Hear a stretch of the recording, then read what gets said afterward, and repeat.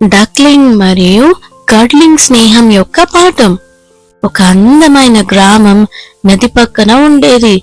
అక్కడ ఒక సంతోషంగా ఉండే బాతుపిల్ల డక్లింగ్ మరియు ఒక జిజ్ఞాసతో ఉండే పిల్లి కడ్లింగ్ నివసించేవి. వారు చాలా భిన్నంగా ఉన్నప్పటికీ వారి హృదయాలు స్నేహం కోసం ఎప్పుడూ తెరిచే ఉన్నాయి. ఒకరోజు ఉదయం డక్లింగ్ నీటిలో ఆనందంగా ఆడుకుంటుంది. కడ్లింగ్ దూరంగా రాయిపై కూర్చొని చూస్తుంది. ఇద్దరూ మాట్లాడటం ప్రారంభించారు. ఆ మాటల మధ్య డక్లింగ్ కడ్లింగ్ ని నీటిలోకి రావాలని పిలిచింది. కానీ కడ్లింగ్ భయపడింది. తడి అవ్వటం తనకి ఇష్టం లేదని చెప్పింది. కానీ డక్లింగ్ ప్రోత్సాహంతో కడ్లింగ్ మెల్లిగా నీటిలోకి అడుగులు పెట్టింది.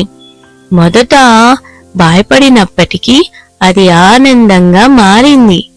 నీటిలో కొంత సమయం గడిపిన తర్వాత కడ్లింగ్ డక్లింగ్ తో కలిసి ఆడుకోవటం ఎంతో సరదాగా ఉంటుందని తెలుసుకుంది. వారు కలిసి నవ్వుతూ ఆడుకున్నారు. సూర్యాస్తమం సమయంలో నది ఒడ్డున ఇద్దరు కలిసి ప్రశాంతంగా కూర్చున్నారు మరియు కొత్త అనుభవాలు జీవితానికి రంగులు తెస్తాయని తెలుసుకున్నారు. ఆ రోజు నుండి డక్లింగ్ మరియు కడ్లింగ్ మంచి స్నేహితులుగా మారారు మరియు వారి తేడాలను అంగీకరించి ఆనందంగా జీవించారు.